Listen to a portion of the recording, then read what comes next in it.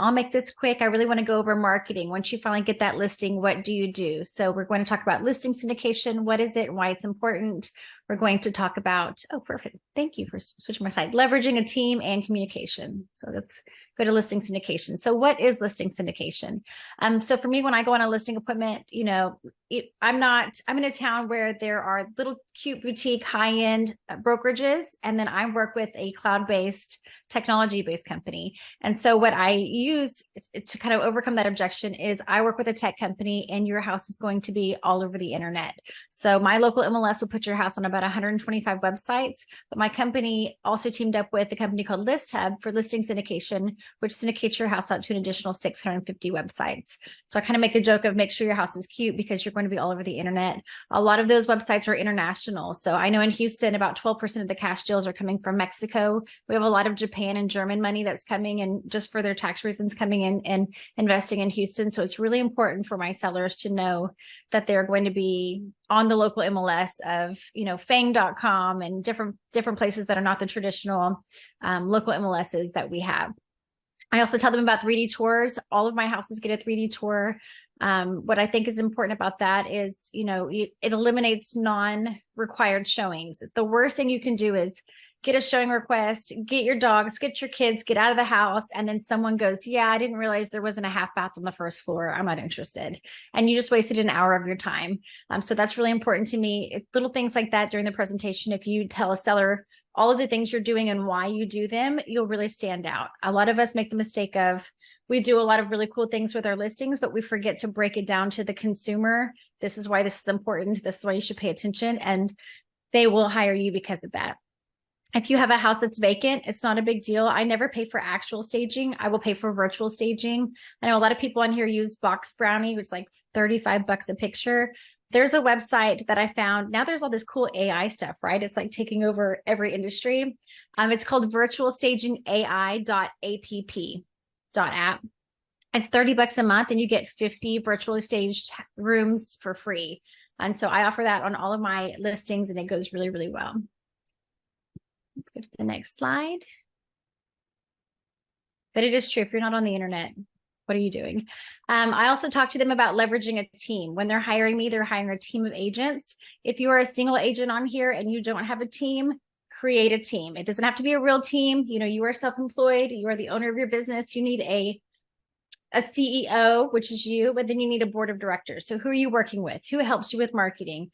Who might be a girlfriend of yours who can show a house on a Saturday? Who's a new agent in your office that would love to do your open house? You can kind of create this leverage of teams. And what I tell them is we are the Henry Ford of real estate. So we've got a simple, repeatable process for every single part of the real estate transaction. You're not going to see me at every single part. So if someone reaches out to you or someone else is doing the open house, that's okay because I can't be everywhere all the time.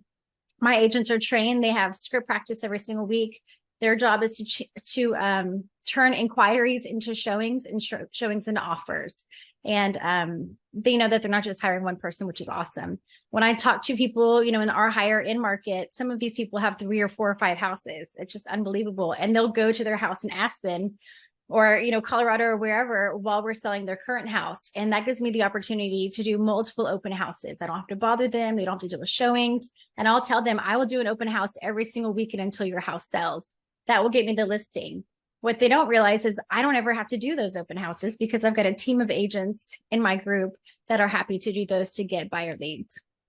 I also tell them that with our group, we have lots of agents that are also marketing the listings. I know some people are like, oh, if it's my listing, I don't want Jason to put it on the internet because he might get a buyer or he might, it's not his listing kind of thing. You're really missing out with that scarcity mindset. The more online content, the more lead capture, the wider net you're going to cast to be able to get those buyers. So allow all of those agents to market your listings. Worst case, they bring you a buyer, which is awesome. And our last slide is communicating with the seller. So what I have found working with all different types of personalities is the only time issues ever arise is when expectations are not met. So it's really important when you're sitting down with that client to say, this is what you should expect from me. This is what you're going to do. And this is what I'm going to do. I have some clients that will text me all the time and they will never pick up the phone and they hate emails. And so I text them and that's just how we communicate. Others love a phone call. And if I email them, they don't check their email ever. So go ahead and ask them, hey, how do you like to receive information? What works best for you? Do you want to talk on nights and weekends, or you just want to keep it Monday through Friday? I also tell them that you will expect an update from me every Tuesday. We're going to do Tuesday updates. During those updates, you'll know how our open houses went, how our showings went, how our feedback is, any kind of targets on like, okay, we've had 100 people looking at your property and 15 people saved it. Anything that's going on with that listing, they're going to hear that on Tuesday. The reason that's important, first of all, Mondays are brutal, and I don't want to have a bunch of meetings with my sellers on Mondays, is if you don't set that standard, Saturday and Sunday after their showings, they're calling you, they're texting you, they're asking you how the open house went. They want to know the feedback. They will be so clingy. And so I tell them, unless you have an offer or it's Tuesday or there's a big issue that we need to address, you're not going to hear from me. And that's okay, because I'm going to be doing a lot of things on the background. So Tuesday update has allowed me to have lots of listings and maintain my sanity. So set that standard early on.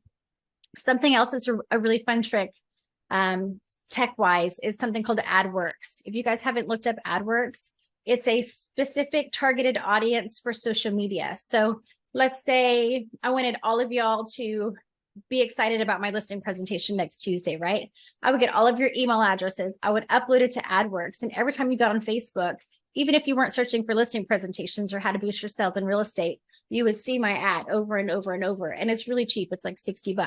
So what we do if we have a stagnant listing and we're like, oh my gosh, we've done everything, we can't sell it, we'll add our targeted audience. We'll include the seller's email address on that.